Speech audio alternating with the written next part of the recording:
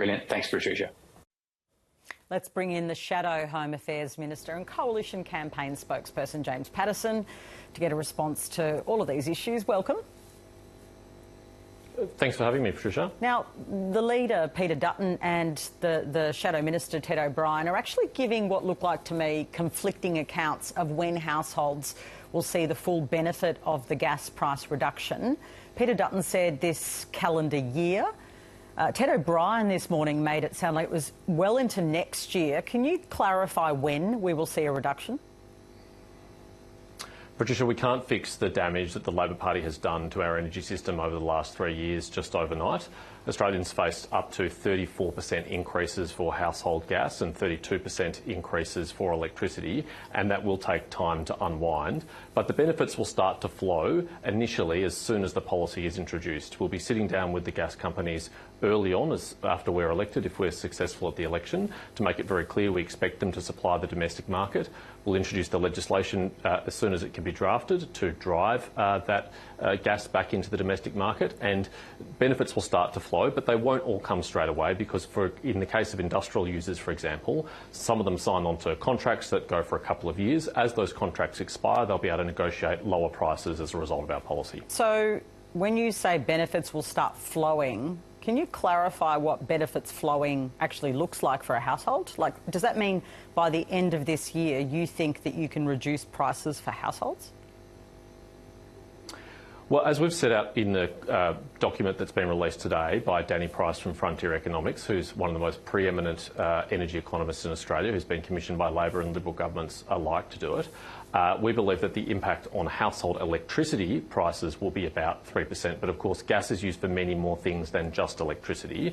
It's used by households to heat their homes and to deliver hot water and other things. It's also very heavily used by industry, and household gas prices we think will fall by 7%, and of course industry prices we think will fall by 15% based on this modelling. But when will that happen? I still don't feel like I know when.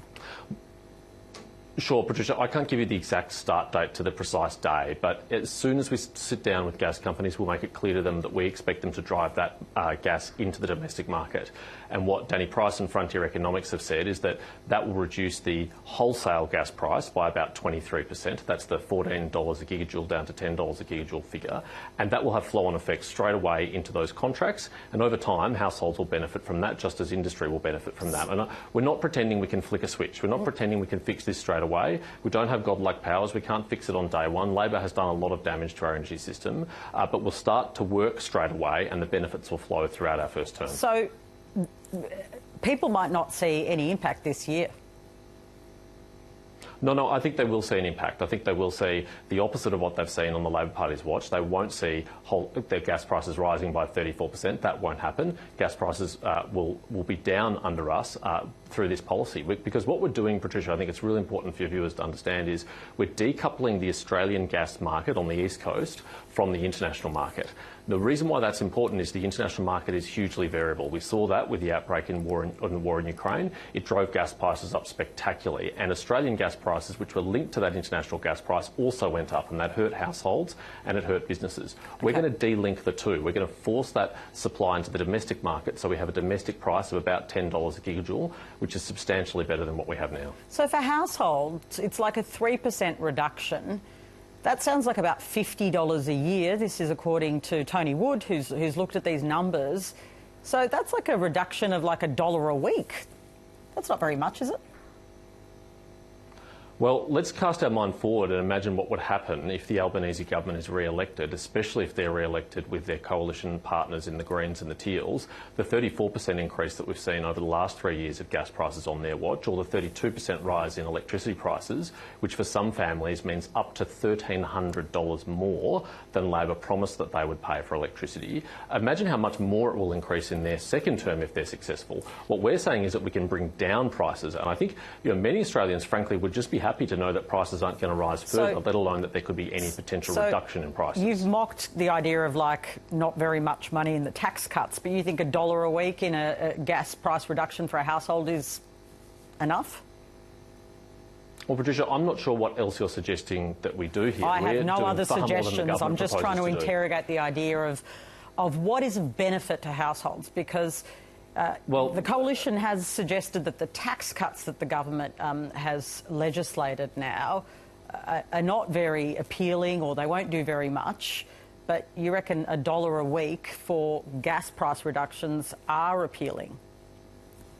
Well, you don't have to take my word for it. That's what Australians are saying. I mean, I've seen 100 Vox Pops screened on the news over the last couple of weeks of Australians saying 70 cents a day in 15 months' time is not going to help them, and certainly not going to help them as much as our petrol tax cut will help them, which could be $14 a week for someone who fills up their tank once a week. It could be up to $30 a week if you're a two-car household and you're filling up twice a week.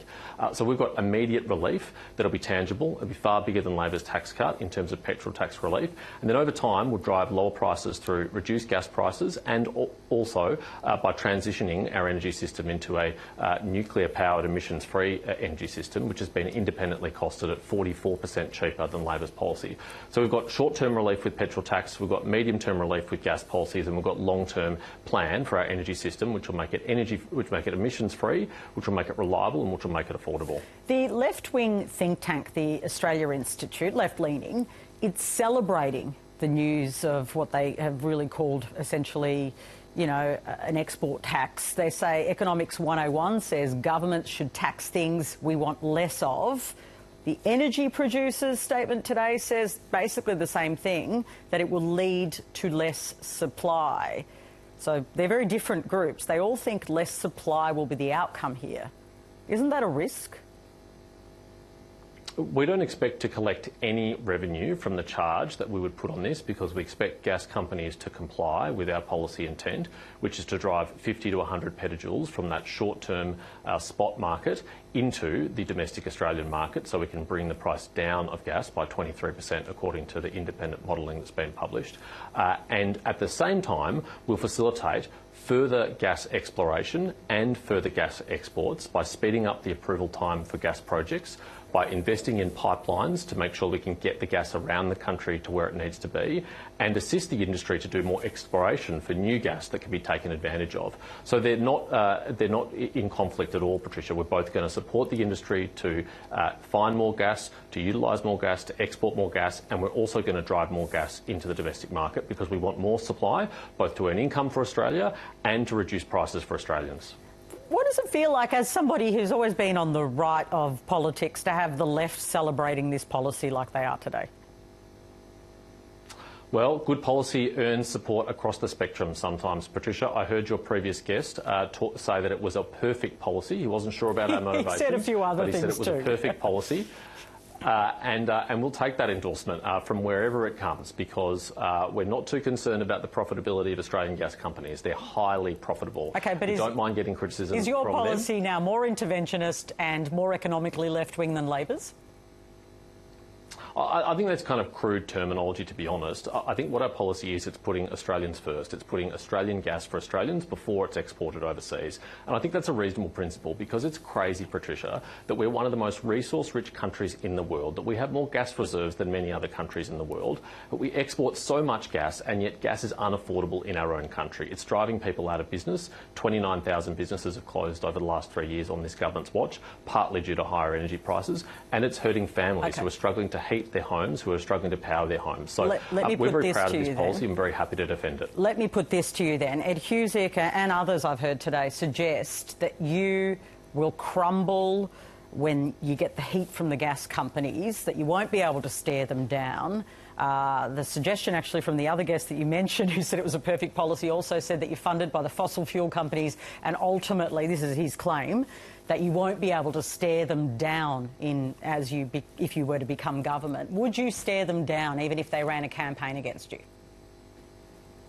Well, it's very easy to question people's motivations basically like that, but I don't think Mr Buckley's think tank donors were disclosed as part of your interview. You understand that his think tank is chaired by Graham Wood, who made one of the largest political donations in Australian history to the Greens a number of years ago. He donated $1.68 million to the Greens. So anyone can make arguments like that. I think we should take people at face value and take them to be sincere.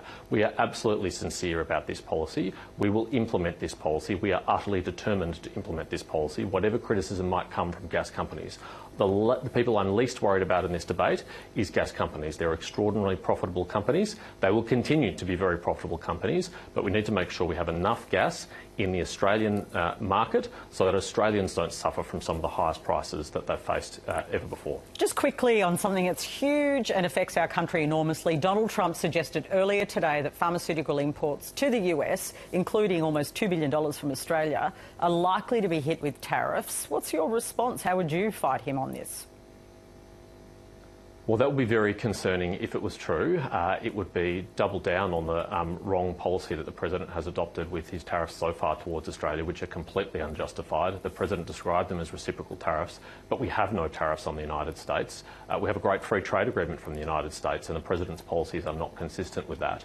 I would hope that the President would recognise the damage that has been done by these policies so far to stock markets around the world and the troubling predictions of a recession in the United States or even globally and here in Australia, and recognise that this has not worked as intended and change course. He can set the trade policy for the United States, but I would say at least in respect to Australia it's completely unjustified and should be abandoned, and I would not welcome in any way any sort of tariff on pharmaceutical exports either. One more comment that was made. I'm sure you've seen the footage. It's extraordinary. Donald Trump's comments come after his trade representative, Jamieson Greer, said the US should be, and I'm quoting, running up the score with Australia and using money generated by tariffs to address their broader deficit. I mean, they want to run up the score with us. What does that say about how they regard us more broadly? Well, it'll be very hard to run up the score if you want to measure trade in this way, that a trade surplus is a good thing and a trade deficit is a bad thing. That's not how we approach trade. We think trade is mutually beneficial and that we have comparative areas of advantage, and some countries we have surpluses with and others we have deficits with, and it all works out in the wash. But even if you want to look at it that way, as he did in that Senate hearing, it's hard to see how much more you could run up the surplus with Australia, because they've had a very significant trade surplus with Australia for the best part of 70 years. We're a very reliable partner. We're not just a good economic partner through the free trade agreement, but we're also a very important security partner to the United States. And I think the President's approach is not justified with respect to Australia. Thank you so much for joining us.